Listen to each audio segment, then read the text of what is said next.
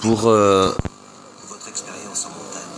pour regarder l'empreinte écologique.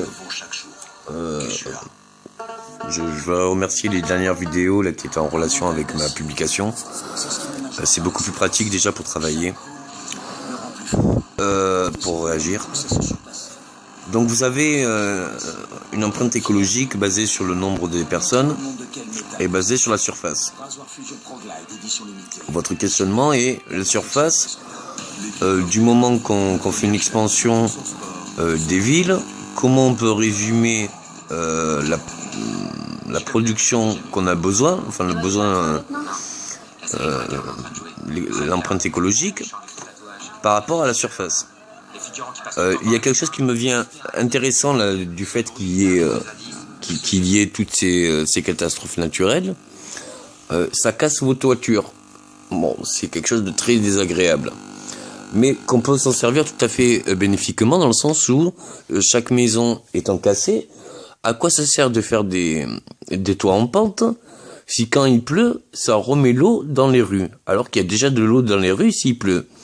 Donc du coup, ça va inonder.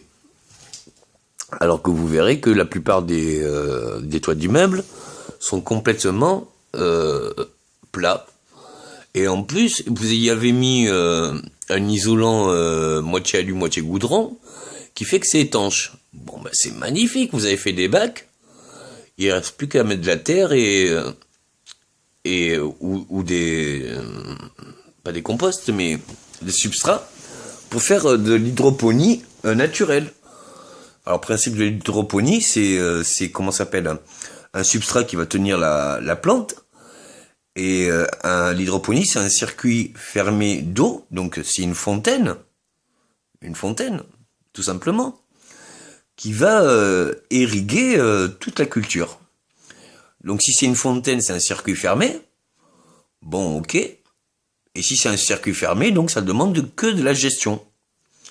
Donc je me doutais bien que dans un immeuble, il n'y a pas qu'une seule personne qui y habite, donc avec des heures cycliques et proportionnelles, bien on peut tout à fait, proportionnel par rapport à l'activité, par rapport à plein de choses, qui doivent se faire à l'amiable, on peut tout à fait rentabiliser ces surfaces pour faire de la culture.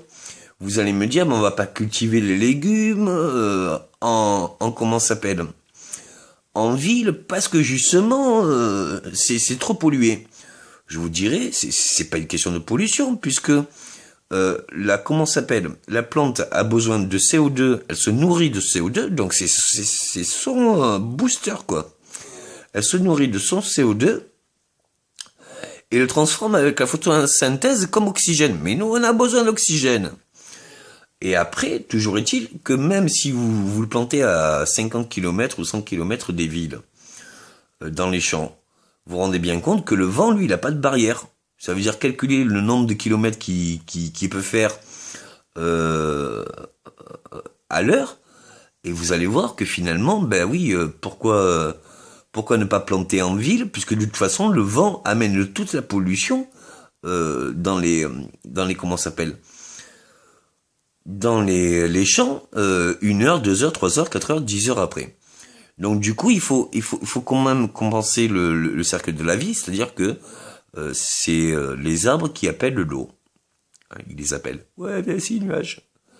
Et le nuage, normalement, il plante sur le dessus. Le problème qu'il y a avec les surfaces des villes, c'est que c'est réfléchissant, ça emmagasine, la pierre, elle se charge de chaleur. Et si et ça, vous imaginez bien qu'une ville où tous les balcons seraient fleuris et tous les toits seraient rentabilisés en jardin, vous vous rendrez bien compte que non seulement ça serait plus agréable, non seulement il y aurait des fontaines, il y aurait des points d'eau, non seulement... Qu'est-ce que ça a besoin vraiment? Est-ce que c'est une organisation? Est-ce que c'est un manque de vision d'optique? Ou est-ce que ça peut se faire? Eh bien, immeuble après immeuble. Et combien il faudra de temps pour faire immeuble après immeuble, pour faire une majorité? Je pense que pour faire un toit, on peut mettre entre 2 ou 3 mois, hein, un toit d'immeuble, enfin pour la gestion de l'eau, ou ça. De toute façon, les toits d'eau, ça paraît ridicule. Mais la fontaine, étant donné que c'est un circuit fermé, donc elle va se déplacer. Du fait qu'il y ait le mouvement, elle va pouvoir nourrir les plantes, et les plantes vont filtrer l'eau. Donc ça sera la meilleure façon de comment ça s'appelle?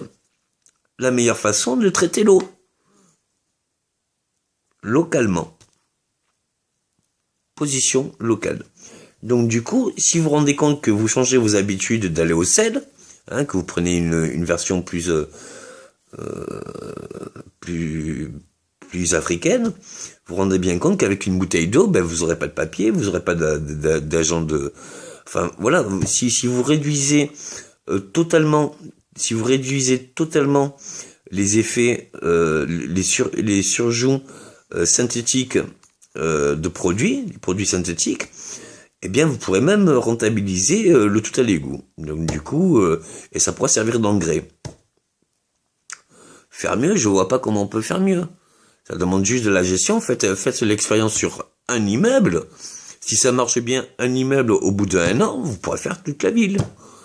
Donc à un moment donné, il faut voir comment ça peut se faire, voir comment on peut l'organiser, et puis après se lancer, quoi. Il y a un moment donné, ça peut aller que dans le bon sens. Il y a d'autres sujets aussi, c'est que vous arrivez à vous dire oui pour toujours la gestion de